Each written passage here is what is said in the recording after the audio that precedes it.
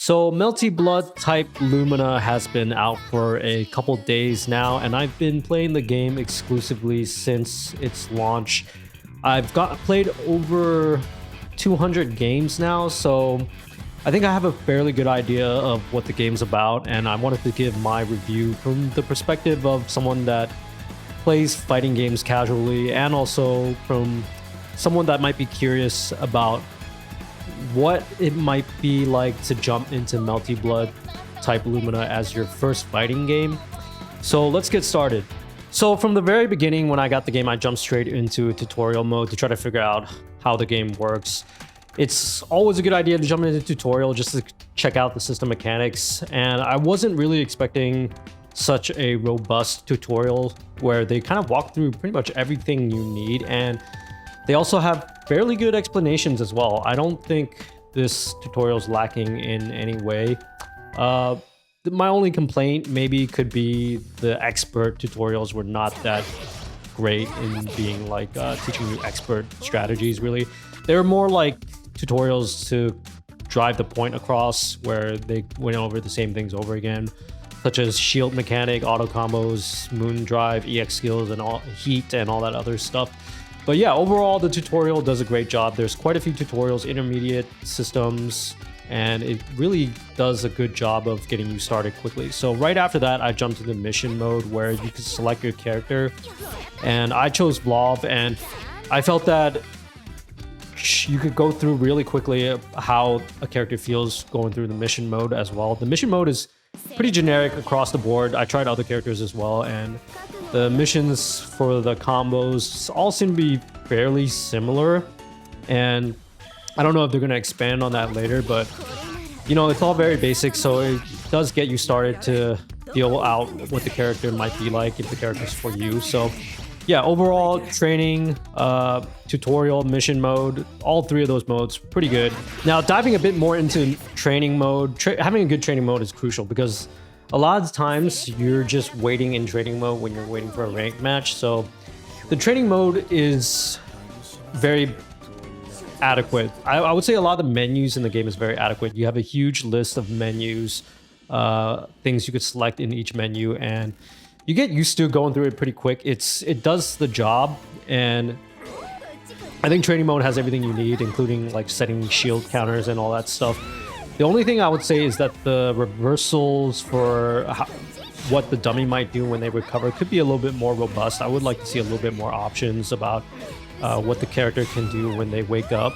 And also, possibly the replay is probably missing a little bit of features here and there. It's all very basic, but it has everything you need to really train any situation you really need to train. So I think it's adequate. It could be a little bit better, but I think it's fine the way it is. Okay, so we have to talk about the shield system in this game. The shield system, it's interesting. It's nice in the way that it gives you a way out of a bad defensive situation at all times if you can shield properly, but in my experience, as players get better with shielding, it just becomes too important to the match where you have to be really good at shielding, basically shielding back and forth in this RPS game, where if you don't enjoy it, it might just make the game really frustrating, to be honest. So I think this is one of those features that's going to be very polarizing. It's already very heavily discussed in the community, where a lot of people are just posting like memes where people shield back and forth over and over again.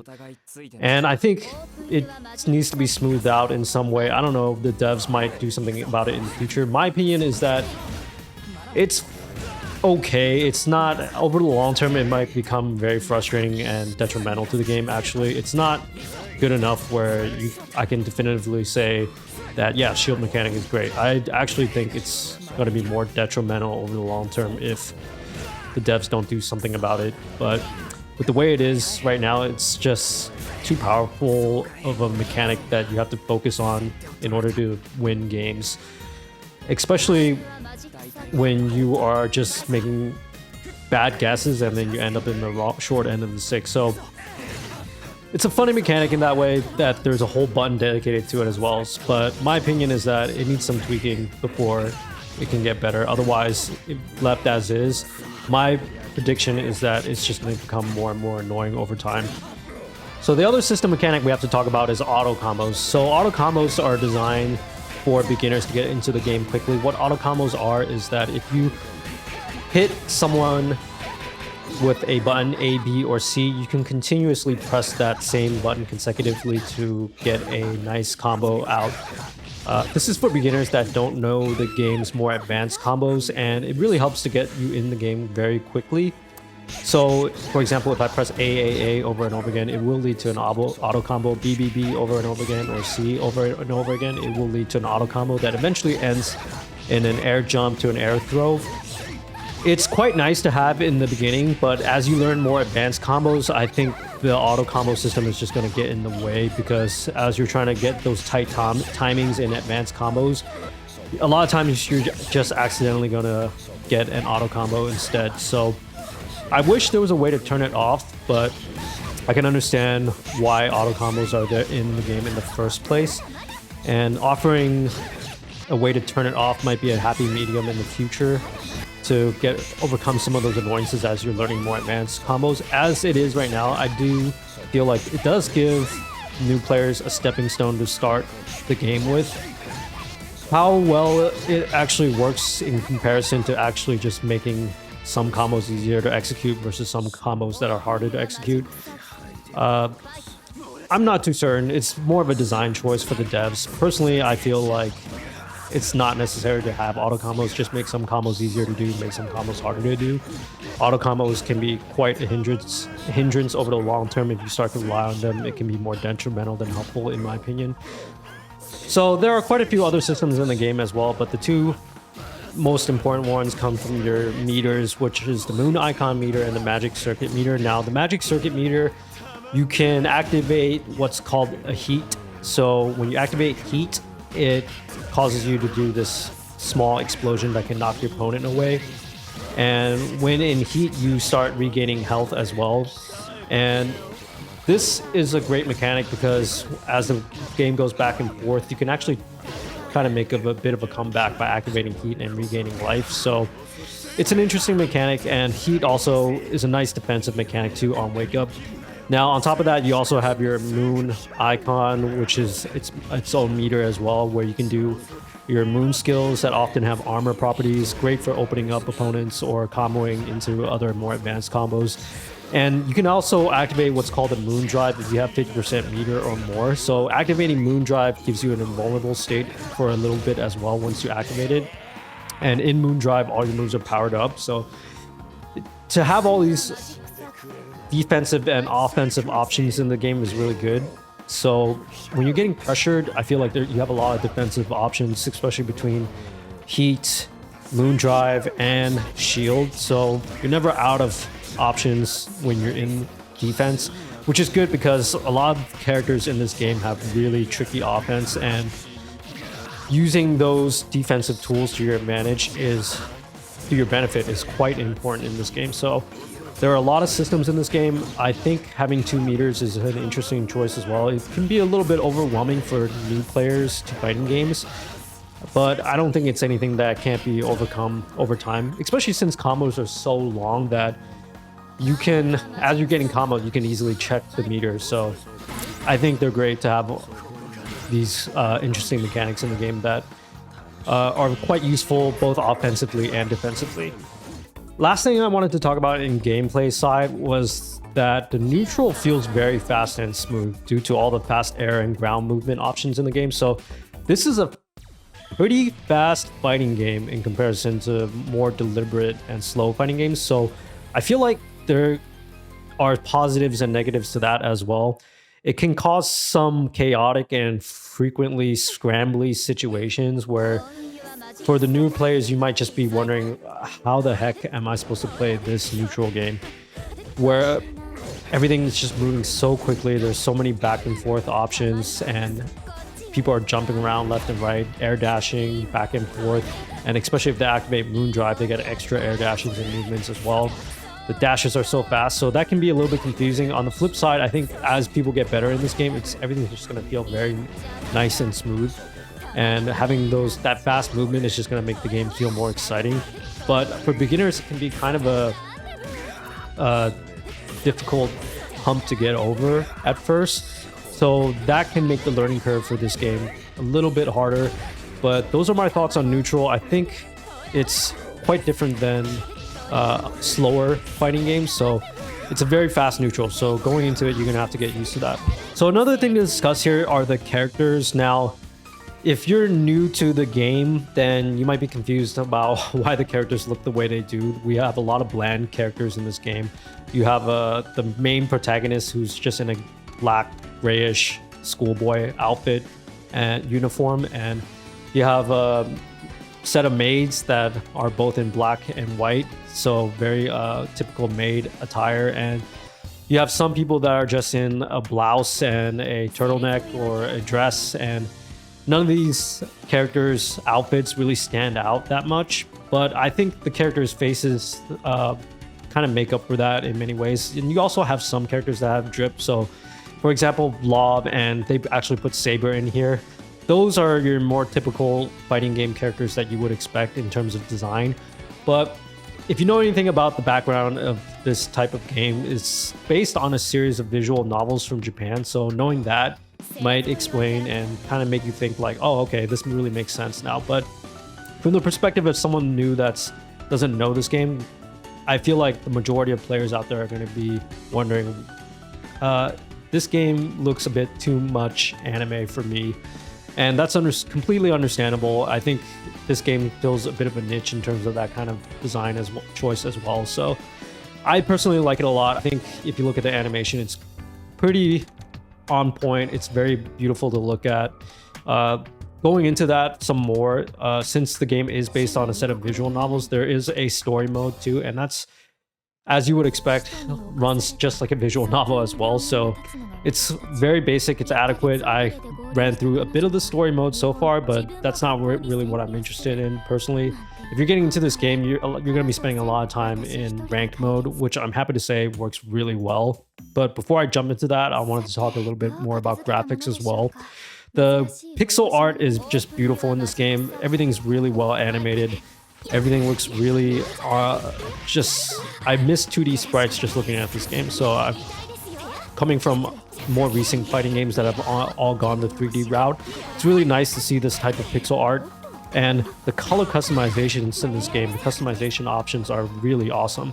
You can get some really colorful design choices going with many different combinations. So I see a lot of people having fun with that, creating thematic characters after some anime characters they've seen from other shows. So getting those color themes into like characters in this game. So color customization is really great. And on top of that, the stages are really simple in that the fact that they represent like background setting of a visual novel as well. But just because they're simple doesn't mean that they're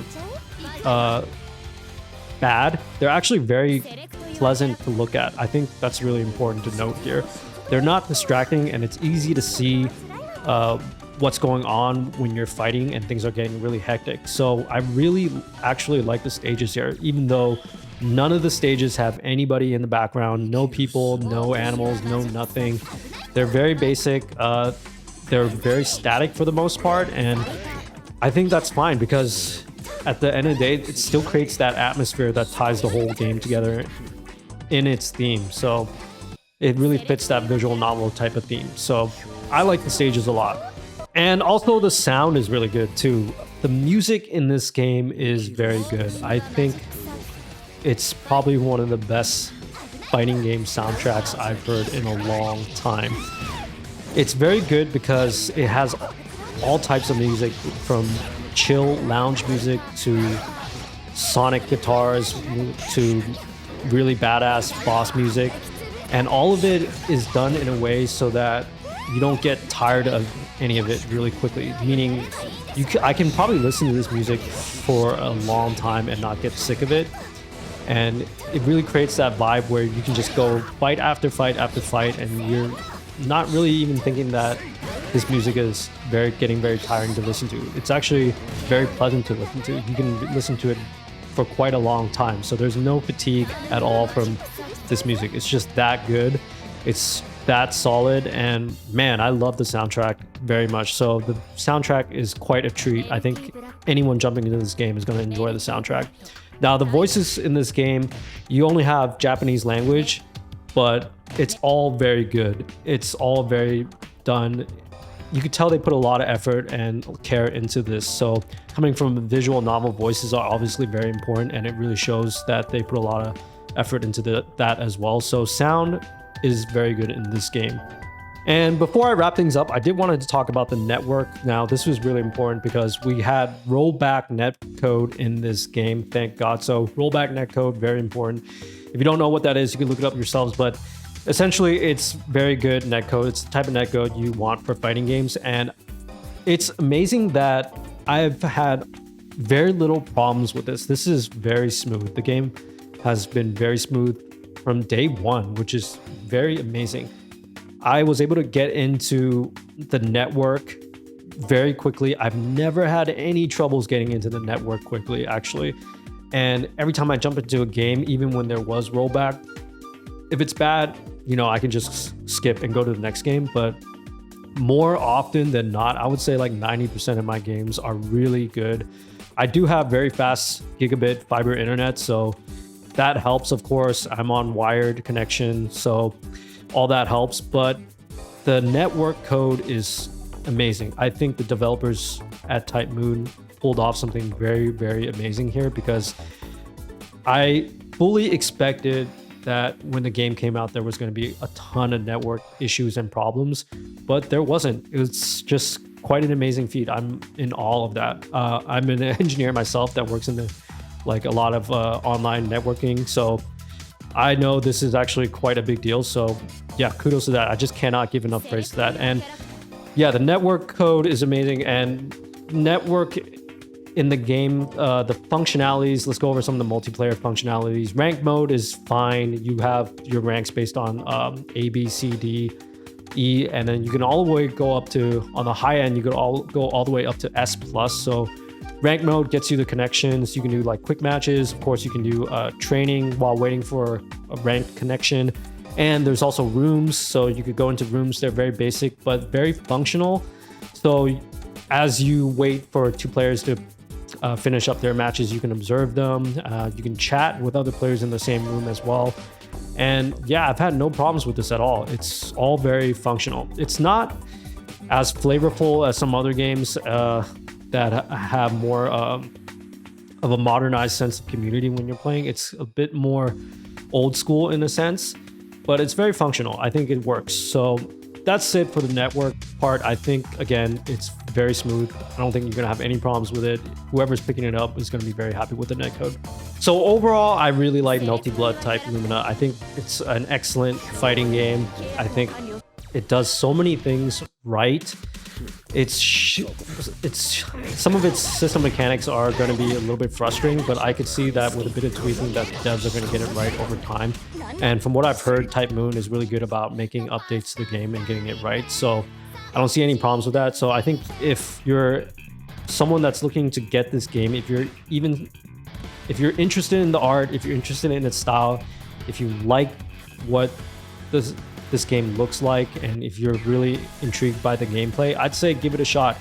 Is it good for beginners? I think it's okay for beginners. I don't think it's especially great for beginners to jump into this fighting game as their first fighting game, but I don't think it's necessarily that bad either. If you like the game enough, I'd say give it a shot. If you're not really into this type of aesthetic, then I could fully understand. Then you might want to try another fighting game. But personally, as someone that's played a lot of fighting games, I think this one is different enough where I feel like I can have fun with it when I'm playing some of my other main fighting games.